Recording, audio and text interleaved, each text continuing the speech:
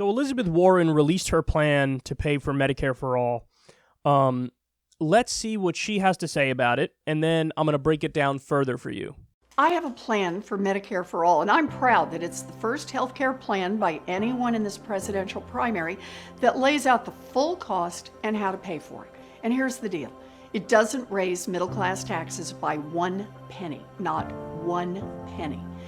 If we make no other changes over the next 10 years, Americans will reach into their pockets and pay out about $11 trillion on insurance premiums, copays, deductibles, and uncovered medical expenses.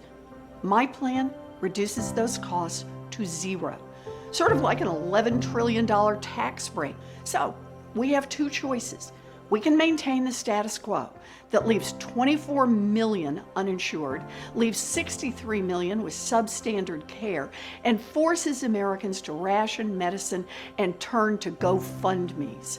Or we can spend slightly less on Medicare for all, which covers everyone, ensures long-term care for our seniors, and puts $11 trillion back in the pockets of the people by eliminating premiums, copays, and deductibles. Now, you might be asking, how can we possibly provide better coverage to more people for less money? Well, it's a two-part answer. Under Medicare for All, we rein in the corruption, the waste, the inefficiency, and the corporate profiteering. That's money we can save and money we can spend on actual care. So we pay less overall for health care to get more real health care coverage.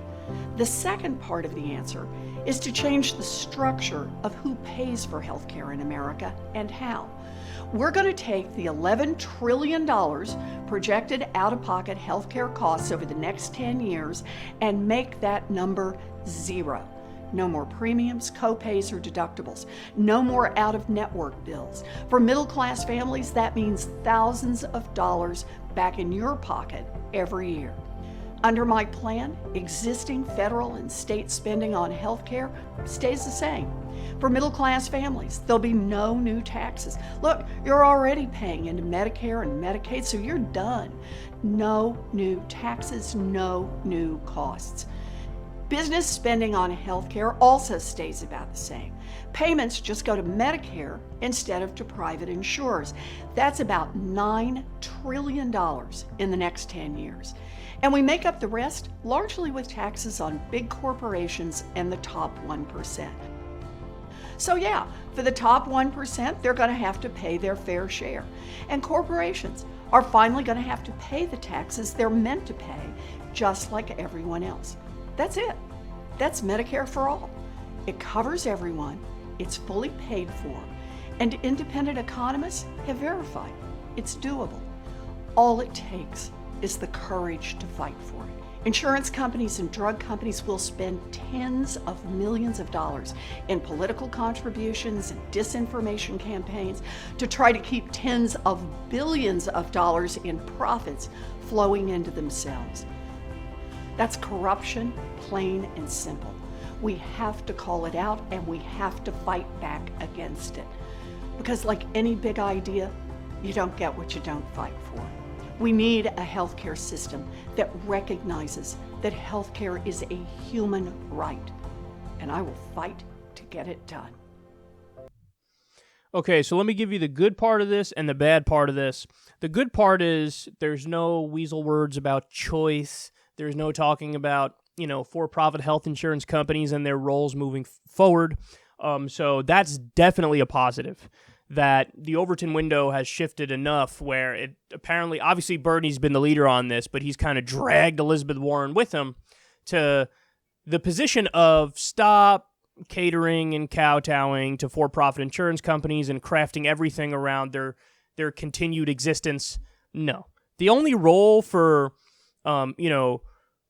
private health insurance companies, in my opinion, is supplemental health insurance, which is not, still abides by that duplicative care provision, which is you can't have a for-profit health insurance company offer the same thing that's covered under a Medicare for all system. Okay, so that's a good thing, and we have to acknowledge that for what it is. Now, the bad part of it is she's being a little bit disingenuous in her framing here. So Jeff Stein of the Washington Post tweeted the following.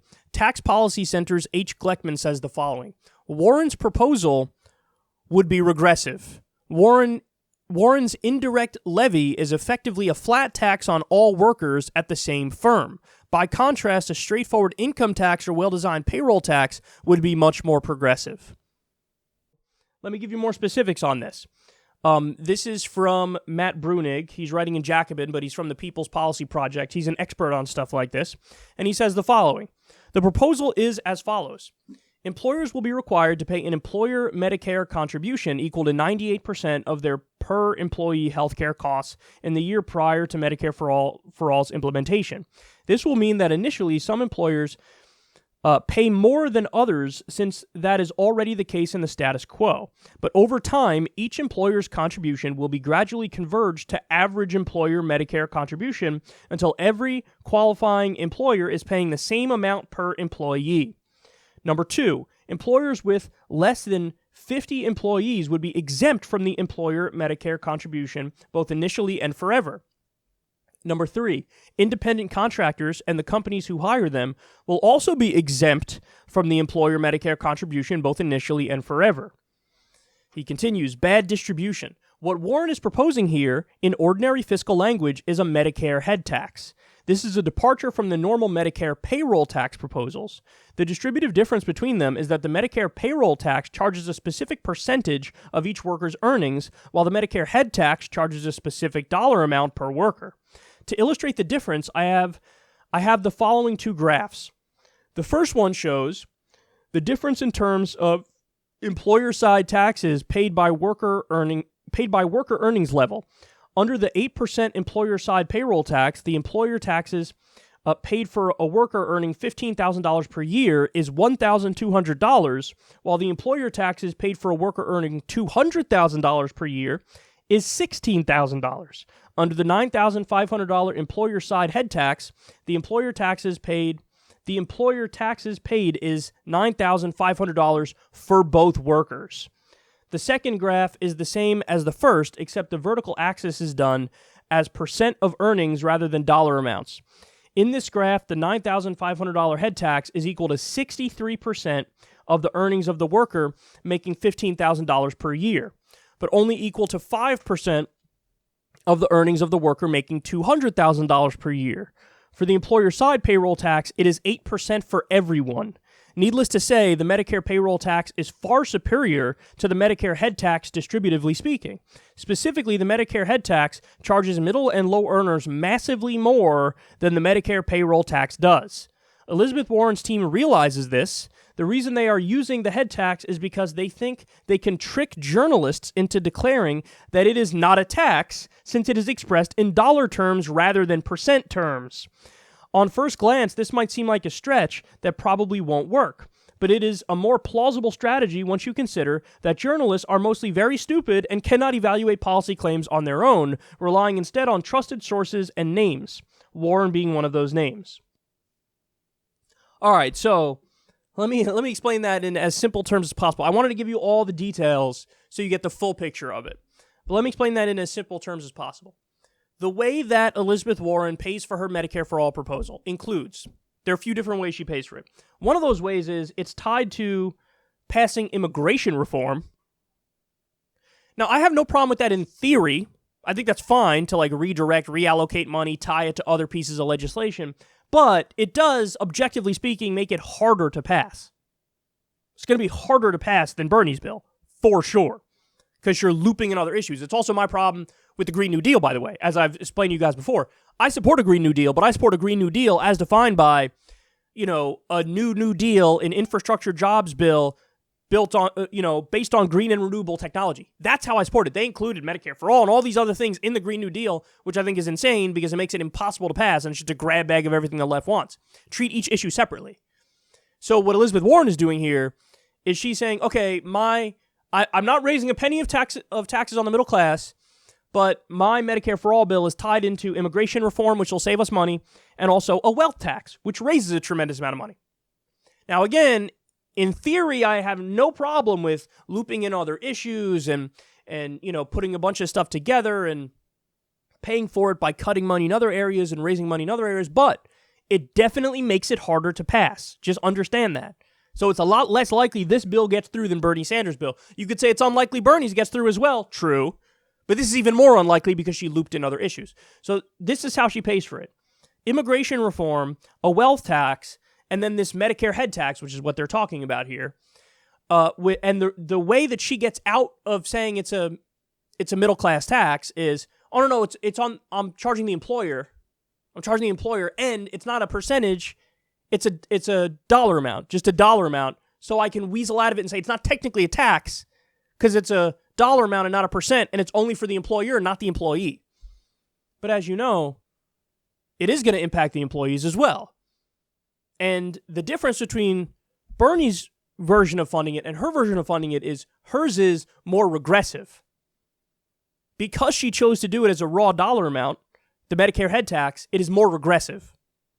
The other thing is, there's ways to weasel out of it, which is if businesses say, no, you're not my employee anymore, you're an independent contractor now, then they don't have to pay anything.